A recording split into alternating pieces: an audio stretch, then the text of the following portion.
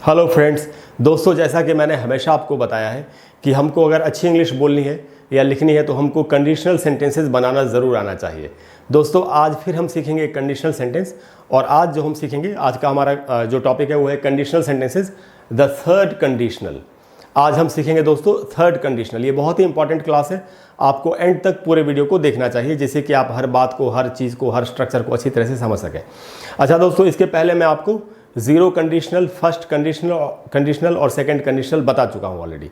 अगर आप पहली बार, आप में से कोई भी पहली बार आज इस वीडियो को देख रहे हैं तो मैं आपको यही सजेस्ट करूँगा कि आपको वो पहले के कंडीशनल सेंटेंसेस भी देख लेने चाहिए जिससे कि आप हर कंडीशनल सेंटेंस को अच्छी तरह से समझ सकें। तो दोस्तों थर्ड कंडीशनल क्या होता है, मैं आपको थोड़ा सा वैसे ही बता देता हूँ।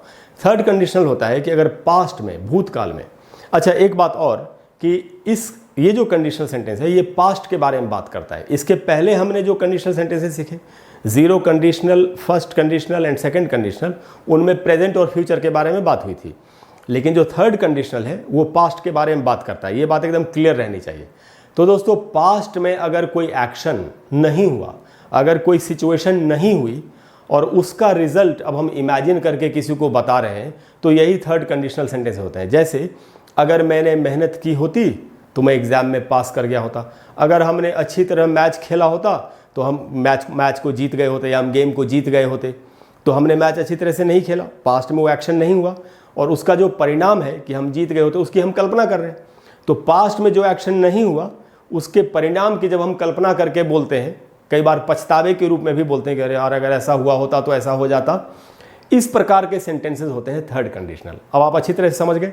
अब मैं आपको बताता हूँ यहाँ पर जो मैंने लिखा है कि the third conditional is used to describe a past situation. वही बात जो मैं आपसे बता रहा था, पास्ट सिचुएशन के बारे में बताने के लिए, दैट डिडंट हैपन, जो नहीं हुआ, जो घटना नहीं हुई, and to imagine the result of this situation, और उस सिचुएशन को, जो एक्शन जो नहीं हुआ उसका जब परिणाम, उसका जो रिजल्ट है उसकी जब हम कल्पना करते हैं तो ऐसे सेंटेंसेस को बताने के लिए ही हमको थर्ड कंडीशनल का इस्तेमाल करना चाहिए। अच्छा दोस्तों, जैसा कि मैंने आपको पहले भी बताया था, हर कोई भी जो कंडीशनल सेंटेंस है उसमें दो क्लॉजेज होते हैं। It has two clauses. हर कंडीशनल सेंटेंस में हैज़ टू क्लॉजेज, दो क्लॉजेज होते हैं। पहला जो क्लॉज होता है वो इफ से शुरू होता है और जो दूसरा जो क्लॉज है, जो जिसको मेन क्लॉज कहते हैं, उसका स्ट्रक्चर हमको सीखना पड़ेगा। तो दोस्तों हम आते हैं स्ट्रक्चर पर। तो इसमें दो हिस्से हैं, दो क्लॉजेज हैं, एक इफ वाला, एक मेन क्लॉज है। जो इफ वाला क्लॉज है उसका स्ट्रक्चर होता है if plus subject plus past perfect. Past perfect tense आप समझते ही होंगे कि उसका स्ट्रक्चर क्या होता है, मैंने यहाँ लिख भी दिया है थोड़ा सा। Subject plus had plus V3 plus object, जैसा सेंटेंस में जरूरत है, यही पास्ट परफेक्ट का स्ट्रक्चर होता है कि I had seen him, he had gone to the party, ये पास्ट परफेक्ट है। तो जो इफ वाला जो क्लॉज है उसका स्ट्रक्चर होगा if plus subject plus past perfect. अब हम आते हैं मेन क्लॉज पर कि जो मेन क्लॉज है उसका स्ट्रक्चर क्या होगा। तो उसका स्ट्रक्चर है दोस्तों सब्जेक्ट प्लस वुड।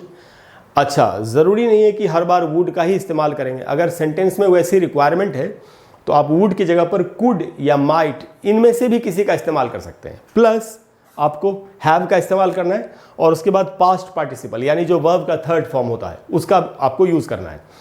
तो क्या रहा स्ट्रक्चर दोस्तों, जो इफ वाला क्लॉज है if plus subject plus past perfect, जो कि होता है subject plus had plus verb का थर्ड फॉर्म, प्लस जो मेन क्लॉज है सब्जेक्ट प्लस वुड या कुड या might plus have plus V3 verb का थर्ड फॉर्म, जिसको पास्ट पार्टिसिपल कहते हैं। ये स्ट्रक्चर होता है थर्ड कंडीशनल सेंटेंसेस का। अब हम आते हैं कुछ एक एग्जांपल्स पर।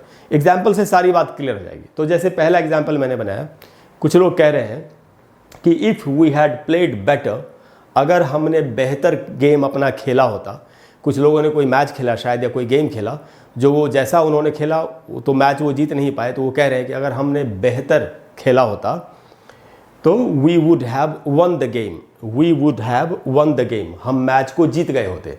अच्छा दोस्तों, स्ट्रक्चर देखते हैं कि कैसे बना ये सेंटेंस। जो पहला क्लॉज है if we had played better, past perfect का इस्तेमाल हुआ। वी सब्जेक्ट है, हैड के बाद प्लेड V3 है, subject plus had plus V3, यही पास्ट परफेक्ट का स्ट्रक्चर होता है। If we had played better, इसमें पास्ट परफेक्ट का इस्तेमाल हुआ है। इसमें subject plus would plus V3 का इस्तेमाल करना है आपको। तो सब्जेक्ट है we would have won the game, subject plus would plus have plus V3, या वुड की जगह पर कुड या माइट भी लगा सकते हैं अगर सेंटेंस में रिक्वायरमेंट है तो if we had played better we would have won the game. Won जो है वो विन का थर्ड फॉर्म है, कि अगर हमने बेहतर खेला होता मैच तो हम मैच जीत गए होते। दूसरा सेंटेंस दोस्तों, if you had told me about the party, अगर तुमने मुझे पार्टी के बारे में बता दिया होता, कोई कह रहा है if you had told me, past perfect है, if you had told me about the party, अगर तुमने मुझे पार्टी के बारे में बता दिया होता, आई वुड हैव कम, तो मैं पार्टी में आया होता, मैं भी आया होता। जैसे कई बार क्या होता है कि पार्टी होती है और कोई किसी फ्रेंड को हम नहीं बता पाते हैं, या तो अनजाने में या जानबूझ के, उसको बाद में पता चला, वो अफसोस जाहिर करे, यार तुमने मुझे बताया होता मैं भी आया होता पार्टी में या शादी में या कहीं पर भी। तो वही बात कही जा रही है। तो दोस्तों ये जो है, ये जो सेंटेंस होते हैं ये रिग्रेट को भी दिखाते हैं, पश्चाताप को। ज़रूरी नहीं है कि हर सेंटेंस में पश्चाताप ही हो, मैं आपसे ये कह रहा हूँ कि ये रिग्रेट को भी दिखा सकते हैं, पश्चाताप को भी दिखा सकते हैं। ज़्यादातर पश्चाताप ही, पछतावा ही झलकता है ऐसे सेंटेंस से, कि अरे यार अगर ऐसा हो गया होता तो मैंने ये कर लिया होता। तो ये ऐसे सेंटेंस होते हैं। तो दोस्तों अब मुझे उम्मीद है कि आप समझ गए कि ये स्ट्रक्चर क्या है, ये थर्ड कंडीशनल क्या होता है, इससे एग्जाम्पल्स कैसे बनते हैं, और इन सेंटेंसेस को हम अक्सर बोलते हैं डेली लाइफ में। इसलिए डेली लाइफ में इंग्लिश बोलने या लिखने में आपको थर्ड कंडीशनल से या जो बाकी के कंडीशनल सेंटेंसेस हैं उनसे काफ़ी मदद मिलेगी। अच्छा दोस्तों, मैंने आपको सारे कंडीशनल सेंटेंसेस एक ही वीडियो में नहीं बताए। ऐसा मैंने इसलिए किया, अलग अलग सारे इसलिए बताए कि आप हर कंडीशनल सेंटेंस को अच्छी तरह से समझ सकें। और क्योंकि एक ही साथ रख देने से कई बार स्टूडेंट्स को कन्फ्यूजन हो जाती है कि क्या है, सब दिमाग में गड्ढमड हो जाता है। अब आप अलग अलग करके पढ़ेंगे तो आपके लिए इसको समझना आसान होगा। तो दोस्तों मुझे उम्मीद है कि आज की क्लास आपको अच्छी लगी होगी, और आज की क्लास के बाद आपको इंग्लिश लिखने या बोलने में और भी आसानी होगी। अगर आपको आज की क्लास अच्छी लगी हो, जैसा कि मैं हर वीडियो में कहता हूँ, मैं फिर आपसे कह रहा हूँ, अगर आपको आज की क्लास अच्छी लगी हो तब, अदरवाइज़ नहीं, तो प्लीज़ वीडियो को लाइक और शेयर करें और चैनल को सब्सक्राइब करें, जिससे कि आपको मेरे वीडियोज़ नियमित रूप से मिलते रहें। और अगर कोई ऐसा टॉपिक है जिस पर आप चाहते हैं कि मैं आपको वीडियो बना के दूं, तो आप नीचे कमेंट बॉक्स में लिख देंगे, तो मैं एक वीडियो उस पर बना करके आपको दे दूंगा। 2-3 दिन का टाइम लग सकता है, लेकिन आपको वीडियो मिलेगा ज़रूर। ठीक है दोस्तों, थैंक यू वेरी मच। हम जल्दी मिलते हैं और फिर एक नई चीज़ सीखते हैं। Thank you very much, bye bye.